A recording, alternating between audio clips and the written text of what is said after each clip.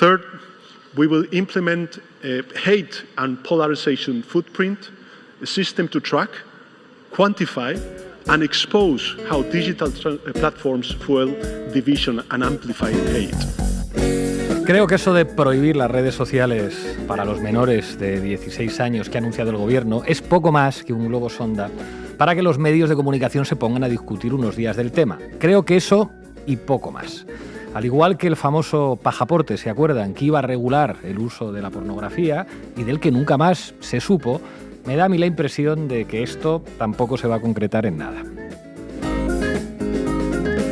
Las redes y los niños, pues seguramente es uno de los temas que aparecen más en los focus group, porque efectivamente esto nos preocupa a mucha gente. Los focus group son grupos de discusión que usan los sociólogos para saber básicamente lo que le preocupa a la ciudadanía y contárselo a los gobiernos, a los partidos o a las empresas que contratan a los sociólogos. Y ciertamente, pues todos los que tenemos hijos estamos muy preocupados por el daño que las redes sociales les pueden hacer. Es un tema sin duda muy importante que está generando una amplia discusión, pero dudo mucho que nuestro gobierno vaya a concretar, como les digo, la propuesta. Claro, las redes pueden hacer daño a los niños, sí, pero también las principales cadenas de televisión pueden hacerles daño y buena parte del periodismo les puede hacer daño y el fascismo social en aumento les puede hacer muchísimo daño. Las redes sociales, como la prensa y la televisión realmente existentes, hacen efectivamente mucho daño y son y han sido imprescindibles para el auge de la ultraderecha, pero dudo que la clave o que la solución a todo esto sean las prohibiciones. Hace unos días me reuní con uno de los mejores consultores políticos de América Latina, un tipo discreto al que no le interesa el protagonismo y al que le gusta hacer su trabajo sin que se hable de él, así que no voy a decir su nombre, pero el caso es que dijo en la reunión que tuvimos algo a lo que no paro de darle vueltas.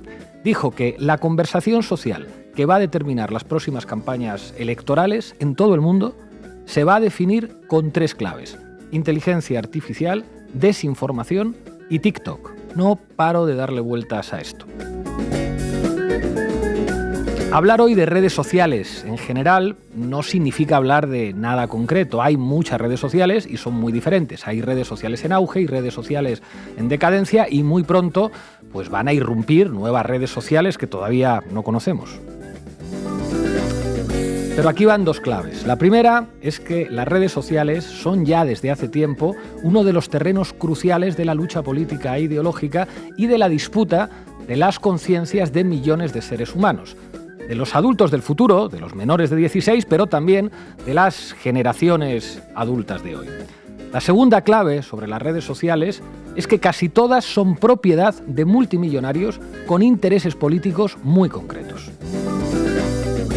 El ejército revolucionario debe vivir como pez en el agua. El ejército es el pez y el pueblo es el agua. Esto lo dijo hace tiempo un chino muy listo. Por desgracia, los fascistas acabaron entendiendo mejor que nadie al chino listo y también entendieron al ruso calvo y también entendieron al italiano bajito. Pero aquí, en Canal Red, tengan por seguro que vamos a seguir dando la pelea ideológica en las redes sociales del adversario y proponiendo crear nuevas redes porque somos conscientes de que la clave de la lucha política es la lucha por las conciencias en los terrenos que forman y construyen esas conciencias. Bienvenidos y bienvenidas a La Base. La Base. Hoy en La Base hablamos de redes sociales. La percha es esta propuesta que hace el Gobierno de España, que yo no sé si va a llegar a ningún lado, pero que nos va a servir de excusa para hablar del gran terreno de combate político e ideológico de nuestro tiempo, las redes. Irene Zugasti, ¿qué nos traes? ¿Qué tal? Pues vamos a hablar de quiénes son los dueños de esas redes y de qué otras alternativas hay por ahí planteadas para que no caigan en manos de los tecnobros. Manu Levín, ¿quién se sienta hoy en el banquillo? ¿Qué tal, Pablo? Bueno, vamos a hacernos hoy una pregunta. Para luchar contra la desinformación y la fascistización, ¿tiene sentido prohibir el acceso a la televisión y a la prensa? No se lo pierdan. No se lo pierdan. Laura Arroyo, ¿qué nos traes? Pues resulta que mientras Pedro Sánchez hacía su anuncio, algo más pasaba. Allanaban las sedes de X en París. Vamos a recordar también el caso de otro gobierno que le torció el brazo a Elon Musk, Lula da Silva, en Brasil. Hoy además contaremos con Paulo Gerbaudo, es investigador en Ciencias Sociales en la Universidad Complutense y sabe mucho de redes. Arrancamos. La base de datos. Informa Irene Zugasti. Todo tuyo. En España es el tema de moda, bueno, por lo menos desde ayer a mediodía. El presidente Pedro Sánchez anunció el martes en la Cumbre Mundial de Gobiernos un paquete de cinco medidas legislativas y regulatorias para hacer frente a los abusos de las grandes plataformas digitales. Today, our children are exposed to a space they were never meant to navigate alone. A space of addiction, abuse, pornography, manipulation, violence. We will no longer accept that. We will protect them from the digital Wild West. Una de ellas, la de prohibir el acceso a las redes sociales a los menores de 16 años, es la que está llenando horas de debate televisivo y digital. Era lo que pretendía, claro. Pero en realidad no hay nada concretado. Mucho humo, me temo. Nada más se sabe de momento sobre estas 5 medidas de gobernanza digital que han pillado por sorpresa hasta a sus socios de gobierno y que mezclan ámbitos muy diferentes de este debate. Desde la regulación de los algoritmos, el monitoreo del odio en redes sociales, pasando por la persecución de los delitos cometidos por la inteligencia artificial o la responsabilidad legal de los directivos de las plataformas. Vamos, cosas que se llevan debatiendo por lo menos una década y que ahora parece que se pueden solucionar en un único paquete legislativo. Un totum revolutum bastante ambicioso, a decir verdad. Medidas de carácter técnico y de carácter jurídico y, ojo, que todas además se topan con los márgenes competenciales de la Unión Europea en materia digital. Estas medidas se anuncian precisamente en un momento en el que Elon Musk, el dueño de X, ha señalado varias veces a Sánchez desde su propia cuenta de X, de la red social que posee. Así que parece que es un buen momento comunicativo en Moncloa, así lo piensan allí, para lanzar el anuncio de un debate que en todo caso pues, requiere de bastante seriedad. La paradoja es que todo el mundo está debatiendo qué hacer con las redes sociales, pero ¿desde dónde? Pues desde las redes sociales. Así que vamos a llevarnos el debate a un terreno útil, el de la batalla ideológica, y las redes como el terreno de esa batalla, ¿verdad? Para ilustrar, vayan algunos datos. Donald Trump obtuvo 45 millones de visualizaciones en una sola entrevista en YouTube con el podcaster Joe Rogan en campaña electoral en 2024, mientras que los debates televisados tradicionales en cadenas como CNN o la Fox tuvieron audiencias históricamente bajas. La inversión en publicidad política digital superó a la de la televisión a nivel mundial por primera vez en el ciclo 2024-2025 y, según el Reuters Institute, la principal vía de acceso a la información para menores de 30 años ya no es la búsqueda activa, ir a un periódico, sino el descubrimiento pasivo en TikTok, en Instagram, en YouTube, Shorts o preguntarle cosas a la inteligencia artificial. Por eso los ricos están comprando Internet. Aquí les hemos hablado mucho sobre la batalla cultural y sobre la importancia de saber quiénes son los dueños de la imprenta o del algoritmo. Por ejemplo, Peter Thiel. Prefer the human race to endure, right? You're hesitating. Yeah, well, yes? I don't know. I would. This is a long hesitation. This is a long hesitation. There's so many questions implicit in this. Ojo con Peter Thiel, multimillonario de las Big Tech, de origen alemán, es el inversor inicial de Facebook, el padre de plataformas como PayPal, que controla transacciones económicas a nivel mundial, y también creó Palantir, una empresa que fundó en 2003 para el análisis de datos y que fue clave en el despliegue de las tecnologías antiterroristas, de control y de seguridad en Estados Unidos tras el 11 de septiembre y que está siendo una herramienta fundamental en el genocidio en Gaza o en el estado policial del ICE. Todas las plataformas le han hecho inmensamente rico, pero no solo a Thiel, a otros como a Musk, a Bezos, a Zuckerberg, a ellos y, claro, a quienes invierten en ellos, especialmente los fondos de inversión, los fondos buitre. Thiel, en un ensayo, fíjense ya, de 2009, ya escribía explícitamente sobre cómo la libertad del capital era incompatible con la democracia. El aumento de beneficiarios del estado de bienestar desde hace un siglo y el acceso al voto femenino han convertido la idea de una democracia capitalista en una contradicción, ya que estos grupos votan en contra de los principios que favorecen la libertad económica sin intervenciones estatales. Cita de su ensayo The Education of a Libertarian. O sea, que según Thiel, eso de que los pobres y las mujeres voten y el Estado redistribuya la riqueza es una desviación perversa de la historia y eso de la competencia es para los perdedores. El objetivo de cualquier empresa tecnológica debe ser convertirse en un monopolio para escapar de la presión del mercado y acumular poder real. Esta es la hoja de ruta que han seguido básicamente Google, Amazon y Facebook. Es durísimo, pero este señor, que por cierto se lleva millones y millones de contratos de presupuesto público de defensa de Estados Unidos o de Israel cada año, considera que las políticas redistributivas o la propia idea de democracia son un lastre para el progreso capitalista, ya que las masas estúpidas, ustedes o nosotras, limitamos la libertad de los innovadores y emprendedores como él y como tantos otros como él, esos prometedores chavales de Silicon Valley que eran los héroes de la posmodernidad y que han resultado ser todos pues una manga de tiranos ultras. En concreto, la influencia económica de esta figura de Peter Thiel ha servido para financiar a otros como el propio Elon Musk, así como para pagarle las campañas y los perfiles electorales a J.D. Vance o al propio Donald Trump. Pero volvemos a la pregunta, ¿por qué se compran estos tipos Internet?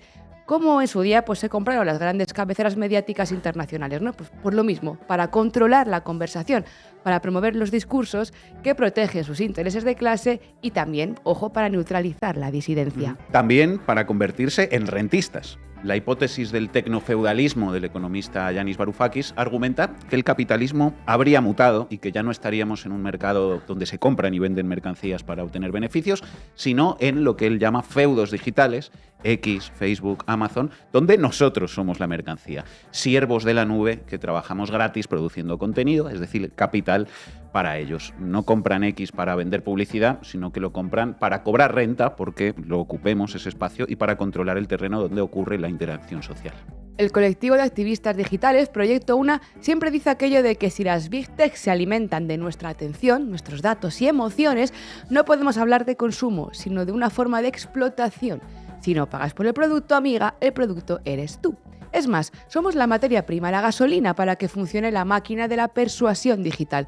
Pero esta es solo una de las hipótesis. Otra segunda explicación de esta compra y dominio de las redes sociales es la de los datos, el petróleo digital. Nuestros datos privados son expropiados para modificar nuestro comportamiento futuro, ya sea para fines de mercado o para fines políticos. Ya llegamos muy tarde, pero se lleva años advirtiendo de que había que poner coto a las plataformas y empresas que negociaban con nuestra privacidad.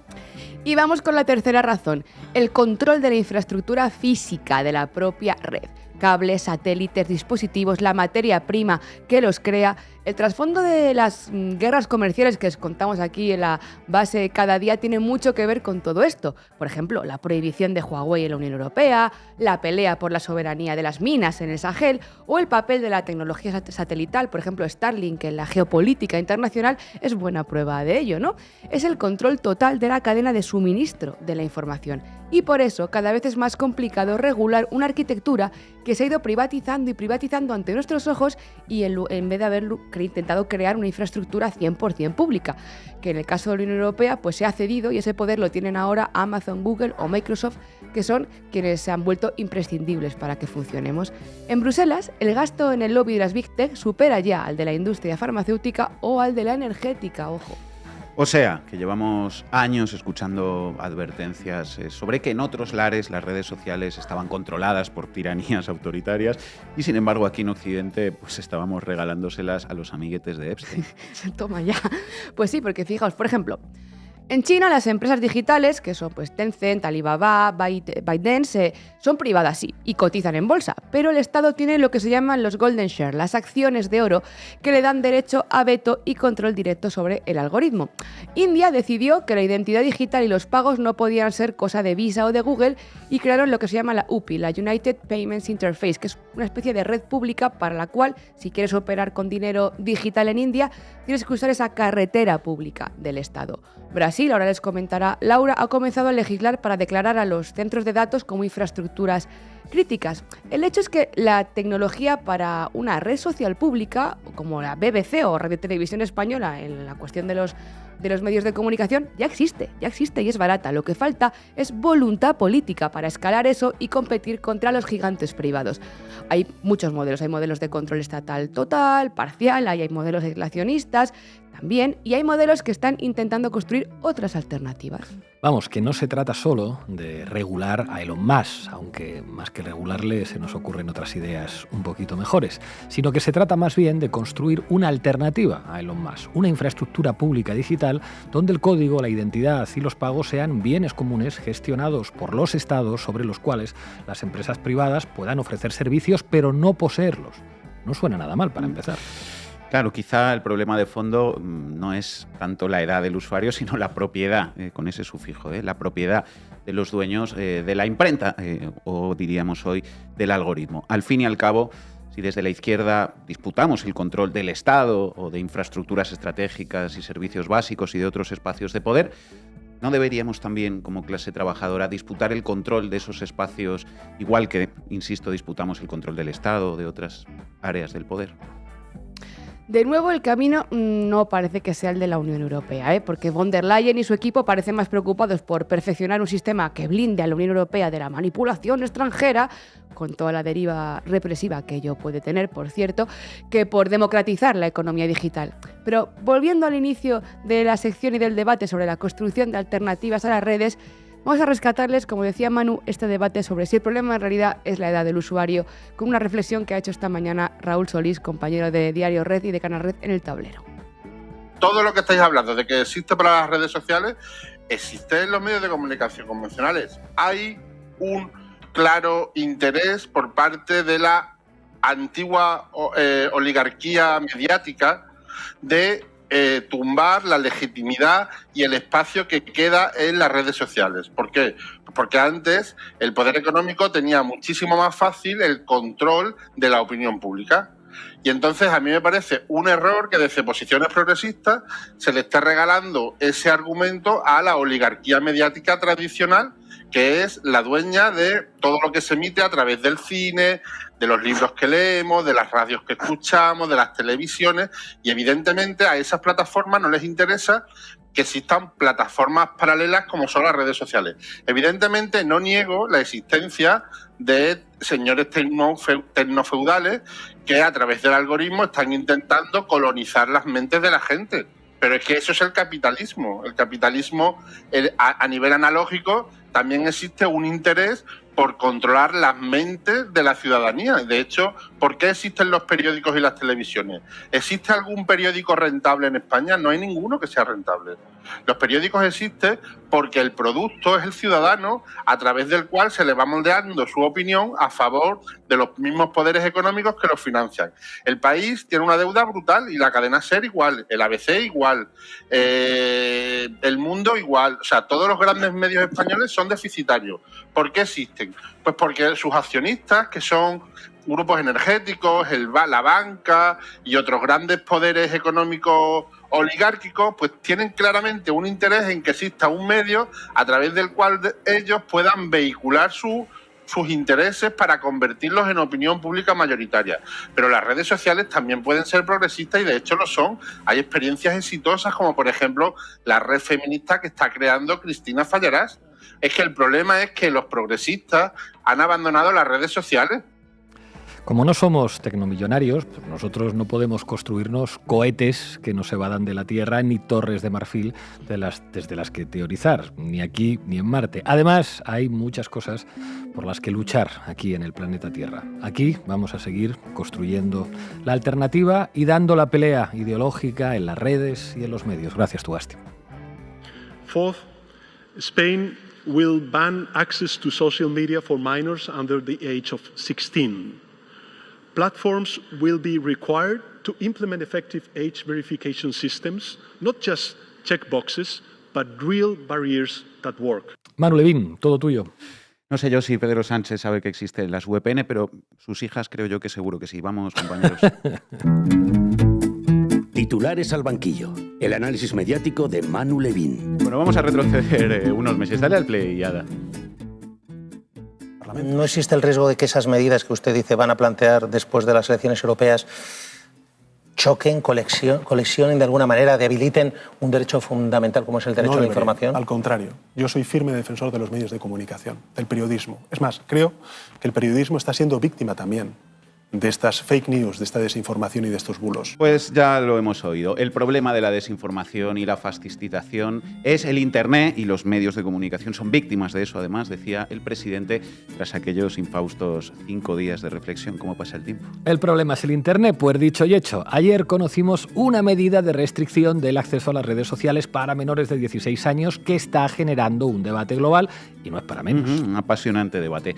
Pero más allá de si la medida tiene sentido o no, o de si es posible o no impedir a un chaval de 15 años que acceda a las redes, suerte con ello, y centrándonos en los problemas en concreto de la desinformación y la fascistización, dejando a un lado, por lo tanto, los efectos cognitivos del abuso, no ya de las redes, sino del dispositivo y de la pantalla en general. En el vídeo que acabamos de recordar, Sánchez dirigía la preocupación sobre esos problemas, que sin duda existen, hacia el espacio digital. El problema es el Internet. Lo hacía, además, delante de uno de los mayores mentirosos profesionales de este país, Antonio García Ferreras, director de La Sexta. Lo dije, Eduardo, esto es muy serio, yo voy con ello, pero esto es muy delicado y es demasiado burdo. Claro, es demasiado burdo. En fin, pues lo que también es un poco burdo es ignorar voluntariamente la cuestión de cómo luchar contra la desinformación, toda la basura que se vierte cada día en los grandes medios de comunicación de este país por parte de mentirosos profesionales como García Ferreras. Pero no, a esos hay que lamerles la almorrana y decir que el problema es el Internet. Efectivamente, por eso este vídeo que hemos recordado conecta un poco con el planteamiento que nos queremos hacer en esta sección, porque ahí tienes al presidente del gobierno circunscribiendo la desinformación a las redes sociales y expresando claramente, empezando por desde dónde habla y enfrente de quién habla, que no se va a meter con quien de verdad, o con quien también, al menos, se debería meter si realmente quisiera abordar el problema que tenemos aquí. Hagámonos aquí una pregunta que adelantaba al principio, medio en broma, medio en serio, siguiendo la lógica que hay tras la decisión del gobierno. ¿Habría que prohibir a los menores ver la televisión y leer la prensa? Bueno, a los niños y a los ancianos, que a los pobres ya no les da la pensión para comprarse más alarmas antiocupas por la paranoia de que les meten por la tele todos los días. A los ancianos, a los niños y a los adultos en general, ¿eh? ¿Por qué no? Que el bulo de OK Diario en el WhatsApp de la familia no te lo manda Joselito de 11 años, te lo manda más bien José Luis, que ya ha echado barriguita. Así es. Entonces, a ver, resulta que tenemos unos medios de comunicación muy convencionales y mucho convencionales que se encuentran entre los menos fiables de toda Europa, y así lo percibe claramente la población española, que ha resultado ser, según distintos estudios, la población europea con menos confianza en la prensa. ¿Por qué será? Hombre, pues igual tiene que ver con que, por ejemplo, el director de uno de los principales canales de televisión de este país es Antonio García Ferreras, más conocido por su ventrílocuo como el Ferri. Mi hombre es el Ferri. Me dan unas hostias en el grupo Frida. Le dices a Ferreras, oye, mira, esto le viene, esto hace esto, porque esto le puede joder a Julián, pum. Le dices, dale una hostia a este pum. Bueno, el Ferri, marioneta de uno de los principales oligarcas de España, dirige La Sexta, donde, por ejemplo, hizo famoso a este otro simpático caballero, Eduardo Inda, recientemente reconocido por el gran demócrata Felipe VI y condenado por publicar el bulo de que este señor que tengo aquí sentado a mi lado cobró no sé cuántos cientos de miles de dólares de Venezuela en el paraíso fiscal de las Islas Granadinas. Condenado, eso sí, a indemnizar a un servidor con 18.000 euritos. No sale muy caro robar unas elecciones. La verdad es que no. Que no se las robaron desde el Twitter, se las robaron desde la televisión, en la que cada día podemos ver también, por ejemplo, a esta otra simpática señora, amiga de la democracia, de la verdad y de los niños, Ana Rosa Quintana, que mientras con una mano echa mierda sobre cualquier regulación del mercado de la vivienda, con la otra cobra las rentas de los 44 pisos turísticos que gestiona. Información 100% fiable. Y si una mañana sin cole a Joselito de 11 años le da por ver Telecinco, pues puede encontrarse con este otro simpático educador infantil, Dani Esteve, el capo de Desocupa. ¡Hombre, Zugasti! Daniel Esteve tiene 2 carreras y domina 5 idiomas, lo dice otro medio de comunicación como Dios manda, 100% confiable. El Español, dirigido por un señor conocido por no haber mentido jamás, Pedro J. Ramírez, 2 carreras y 5 idiomas. ¿Quién no querría que este genio eduque a sus hijos? Que les quiten a los chavales el TikTok y los pongan a estudiar con Dani Esteve, que así no se volverán fachas. Que escuchen a Dani Esteve o a Javier Negre, conocido como el Condenas, por la acumulación de sentencias en su contra por inventarse falsas noticias. O, si se cansan de la tele, pueden leerse El Mundo, un diario como Dios manda, con periodistas serios y prestigiosos, que mintió sobre el peor atentado terrorista de la historia de España. Y que, sin ir más lejos, volvió a mentir en su portada hace unos días sobre uno de los peores accidentes ferroviarios de nuestra historia. Que no se preocupe la chavalada con lo de las redes, que pueden acudir a todas estas fuentes de información infalibles, independientes y vigilantes del poder, y así seguro que acceden a la verdad y adquieren un compromiso genuino con la democracia y con los valores de la tolerancia y la convivencia. Por no hablar aquí también de la publicidad, otro melón, cuyos flexibles y naturales cánones de belleza les ayudarán a los niños y niñas a desarrollar su salud y su autoestima, especialmente a las niñas y mujeres adolescentes. En fin, queda claro por dónde vas, Levin, que por poder se podría encontrar una colección de argumentos para identificar el problema de la desinformación, del machismo, del racismo, del fascismo en los grandes medios de comunicación y, pues, en consecuencia, habría que plantearse, ¿verdad?, restringir el acceso a este veneno que pudre la democracia, ¿no? Prohibimos los medios. Una colección de argumentos por temporada se podría encontrar, pero ahora, si os parece, exploremos otras opciones que quizá sean más razonables. ¿Por qué no una regulación que contemple castigos ejemplares a los mentirosos profesionales? ¿Por qué no una ley de medios para quitarles a los fachas y a los mentirosos el monopolio que ostentan sobre los grandes medios de comunicación privados? ¿Por qué no arrebatarles las licencias públicas de las que disfrutan desde hace décadas y promover que haya otros actores mediáticos que entren a jugar aquí? ¿Por qué no construir más medios públicos y también medios comunitarios para sanear el ecosistema mediático? No sé yo, Levin, para todo eso habría que meterse con gente muy poderosa. Es mejor prohibir y ya está, es más fácil y además seguro que funciona, ¿verdad? Ya. En fin, después de esta digresión, volvamos a las redes. Porque está muy bien el debate sobre la prohibición de las redes a niños y niñas por múltiples razones, y hay en él muchos argumentos que tienen todo el sentido, la verdad es que lo tienen, pero ¿por qué no hablamos de cómo hacer para que las redes sociales, que no son una sustancia perjudicial, no son una droga como el tabaco o el alcohol que están prohibidos a menores, que a veces parece que se plantea el debate en esos términos, sino que son un espacio de socialización clave, dejen de estar bajo control de grandes faraones como Musk, que las usan para convertir en fachas a la gente? Expropiar, quizá, construir redes sociales públicas con un algoritmo que sea público y esté bajo control colectivo. ¿Y si en lugar de, o además de, centrarnos en los usuarios, cogemos el toro por los cuernos y nos enfrentamos a los grandes propietarios de la tecnología con regulaciones y con control público, insisto, de tal forma que la sociedad retome el control sobre esos espacios? Digo yo, porque al final, lo decíamos hace un momento, el problema aquí para la gente, para la clase trabajadora, tanto en relación a los medios como en relación a las redes, no es tanto de edad, es de propiedad. Y si en lugar de, o además de, dirigir las medidas hacia abajo, las dirigimos hacia arriba, prohíbase, así sin más, puede ser útil en muchos casos, no digo yo que no, siempre y cuando puedas garantizar que se cumple tu prohibición, lo cual es dudoso en este caso, pero prohibir así sin más tiene siempre algo de matar moscas a cañonazos. Y si en lugar de, o además de matar moscas a cañonazos, le tiramos el cañonazo al moscardón.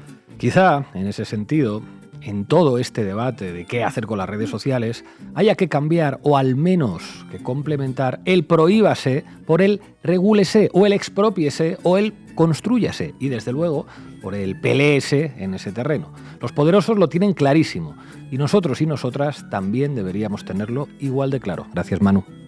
Y además creo que la clave, lo está diciendo muy bien Carlos, es que Grok como inteligencia artificial que domina Elon Musk está creada también por sujetos. Esta idea de que los algoritmos han caído como frutos maduros de un árbol me parece tan ilusa, ¿no? Han sido creados. Hablabas, por ejemplo, de cómo los algoritmos están potenciando determinados mensajes, también determinadas interacciones sociales, que me parece muy importante, y no olvidemos también que censuran otros mensajes. Esto nos ha pasado a cualquiera de los que usamos redes sociales, desde X hasta Meta, por ejemplo. Cuando las usamos sabemos, cuando hablamos, por ejemplo, del genocidio contra el pueblo palestino, se nos caían desde las visualizaciones o nos tumbaban los mismos contenidos. ¿Cómo asentía, Carlos, a lo que decías, Laura? Todo tuyo. Vamos allá, equipo. Se tenía que decir, con Laura Arroyo. Bueno, mientras Pedro Sánchez se dirigía en muy buen inglés, hay que decirlo, a autoridades políticas en la Cumbre Mundial de Gobiernos que se celebraba en Dubái, ocurría otro hecho relacionado directamente con las redes sociales. Este segundo tenía como escenario París. La justicia francesa allanó ayer los locales de X en Francia y citó a declarar en abril a su propietario, Elon Musk. Sí, el mismo Musk que hace pataleta cada vez que cualquier gobierno sugiere algún tipo de regulación con respecto a sus plataformas y sus negocios. Hay que decir, compañera, que si algo causa las lágrimas de facha de Elon Musk, estoy a priori de acuerdo. ¿Justicia francesa? ¡Que viva la justicia francesa! Fraternité, égalité y molesté a Elon Musk. Molesté, sin duda, pero vamos al detalle. ¿Qué pasó en París ayer? Todo empezó cuando el diputado Éric Bothorel, diputado de centro derecha macronista, expresó su preocupación por, lo cito, recientes cambios en el algoritmo, que según él habían provocado un aumento de contenido político nauseabundo. Por eso, en enero del año pasado, tras esta queja, la autoridad francesa inició su investigación. Sí, llevan un año investigando. Pero el tema cobró aún mayor importancia hace unas semanas, cuando, no sé si ustedes lo recuerdan, Grok, la inteligencia artificial de Elon Musk, fue protagonista de otro escándalo. Una controversia que, al calor de los recién publicados archivos Epstein, nos recuerda que la élite del mundo, donde están incluidos los tecnoligarcas como Elon Musk, son proclives, digamos, a una serie de agresiones machistas. Exactamente, Manu. Hace unas semanas Grok cobró importancia porque un montón de hombres empezaron a pedir que en fotos se desnudara o alterara tanto las prendas como el contexto en que se encontraban mujeres, construyendo así de forma artificial lo que conocemos como deepfakes, que eran sexualmente explícitos. De hecho, esto llevó al Parlamento británico a tomar cartas en el asunto. La ministra de Tecnología británica Liz Kendall anunció este mismo mes que en Reino Unido estaría en vigor una ley que tipifica como delito la creación de imágenes sexuales falsas. Así defendió esta iniciativa. And it is monetizing abuse. So let me be crystal clear. Under the Online Safety Act, sharing intimate images without someone's consent or threatening to share them, including images of people in their underwear, is a criminal offence for individuals and for platforms. My predecessor, the Right Honourable Member for Hove and Portslade, rightly made this a priority offence, so services have to take proactive action to stop this content from appearing in the first place. The Data Act, passed last year, made it a criminal offence to create or request the creation of non-consensual intimate images. And today, I can announce to the House that this offence will be brought into force this week. And that I will make it a priority offence in the Online Safety Act too. This means individuals are committing a criminal offence if they create or seek to create such content, including on X. And anyone who does this should expect to face the full extent of the law. Y no solo en el Reino Unido. A este anuncio se sumó también la ministra de Asuntos Digitales de Bélgica, que propuso tomar en consideración la suspensión del uso de la inteligencia artificial en general. Grok, la inteligencia artificial de Elon Musk, demostró ser lo que intuíamos, básicamente una IA al servicio de las pulsiones de su creador. Vaya sorpresa. ¿Y qué dijo Elon Musk después de llorar? Claro. Pues se secó las lágrimas y se puso chulo. En un comunicado de la red social X el verano pasado afirmaron que no tenían ninguna intención de cumplir con las demandas de las autoridades francesas. ¿Y por qué? Porque consideran que la investigación está motivada políticamente. Oh, no me lo puedo creer. Que las autoridades de un país consideren vulnerar la privacidad, la intimidad y la imagen pública de las mujeres a través de deepfakes es cuanto menos problemático. Claro que es político. De hecho, la política debe guiar las acciones de las instituciones cuando se cometen estas vulneraciones. Las cometan personas o las cometan tecnologías que son creadas por personas. De hecho, hace unas semanas hablábamos en El Tablero con Victoria Rosell al respecto de esto y lo hicimos desde una perspectiva jurídica sobre el alcance de estas medidas, pero también sobre lo que podemos hacer las mujeres si nos encontramos en esos casos de agresión a todas luces, y esto fue lo que ella nos dijo. Finalmente, que la semana pasada había mucha gente que se estaba preguntando esto, las imágenes simuladas hasta ahora solo están específicamente contempladas en pornografía infantil o de las personas con discapacidad, en el artículo 189, porque ahí sí que ya pudimos ver que había pues eso, incluso cosas que simulaban ser cómics o dibujos que en realidad eran pornografía simulada de menores. Pero en las mayores de edad por ahora sería solo un delito contra la intimidad, pero ya lo sería la alteración de la imagen sin aludir expresamente a inteligencia artificial obtenida, aunque sea una imagen obtenida lícitamente o en cualquier registro público o privado, o su utilización, ¿no?, en perjuicio de la persona. Podría ser un delito contra la intimidad del artículo 197.2. Tengamos en cuenta que hasta la ley solo sí es sí, la difusión pública de imágenes tomadas con consentimiento ni siquiera era delito, que lo introdujimos nosotras en el 2022 en el artículo 197.7, ¿no? Pues Victoria Rosell, como de costumbre, la verdad, da en el clavo aquí. Hay legislación que impide ese tipo de contenido ya, en España en concreto. La pregunta es por qué el señor Elon Musk cree que tiene licencia para delinquir pese a la legislación de tal o cual país. Esa es la pregunta, ¿no? Pero, compañera, a mí me suena que un país sí que logró torcerle el brazo recientemente a este multimillonario, ¿no? Pues sí, y es del sur global, perdonen, pero decirlo me parece siempre muy importante. En agosto de 2024, la red social X fue bloqueada en Brasil, pues incumplía las órdenes judiciales del país sobre la eliminación de desinformación y por no contar con un representante legal en el país. La orden la dio el tribunal bajo el liderazgo del juez Alexandre de Moraes, quien exigió, ojo con esto, el bloqueo de cuentas acusadas de difundir desinformación y discursos de odio. Escucha, amigo Pedro Sánchez, está muy bien regular las redes sociales, lo que pasa es que para hacerlo tienes que tener competencias y parece que no las tienes. Pero más que prohibir el acceso a las infancias, ¿no te parece que sería más razonable perseguir y penalizar a los difusores de desinformación, a los difusores de discursos de odio o incluso prohibir los contenidos de esos difusores de odio? Las redes sociales potencian discursos que oímos y sufrimos en los medios de comunicación o en las calles, como cuando Vito Quiles y compañía acosan a periodistas o acosan a figuras políticas de la izquierda.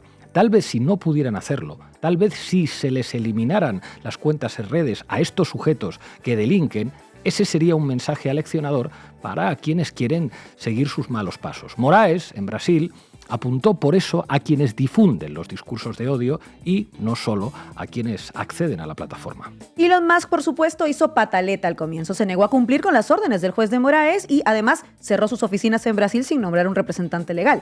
Y entonces, el 31 de agosto de 2024, se ordenó apagón de la red en todo el territorio brasileño. Y la cosa se puso buena, porque al final todos son negocios. Y por mucho que Elon Musk quiera sentirse el dueño del mundo y de la Vía Láctea, perder a 21 millones de usuarios activos en Brasil ya no sonaba tan bien, ¿verdad? Sobre todo porque en Brasil hicieron lo que hay que hacer. Musk y su cortijo empresarial buscaron un atajo para que las direcciones de IP burlaran el bloqueo que había impuesto la justicia brasileira. Pero tuvieron que recoger cable cuando Alexandre de Moraes les aplicó una nueva multa de 5 millones de reales, unos 820.000 euros aproximadamente, a X por considerar que esa plataforma buscaba faltar al respeto al Poder Judicial. Y así fue como se tuvieron que envainar la chulería. Tras 39 días de suspensión, se reactivó X en Brasil en octubre de 2024, no sin antes cobrarle las multas millonarias y forzando a que X aceptara las condiciones judiciales impuestas por Brasil. Pues se ve que cuando se les planta cara a los multimillonarios, hacen cuentas y en algo tienen que ceder. Y recordemos que esto tenía que ver con cuentas que difundían discursos golpistas y discursos de odio.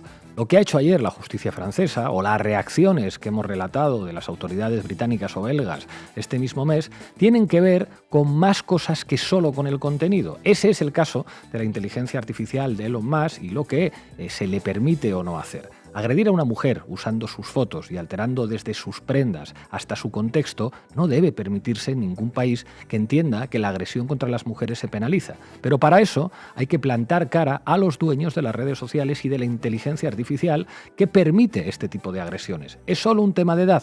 Yo creo que no. Exactamente, y aquí está la clave. ¿Recuerdan esta imagen?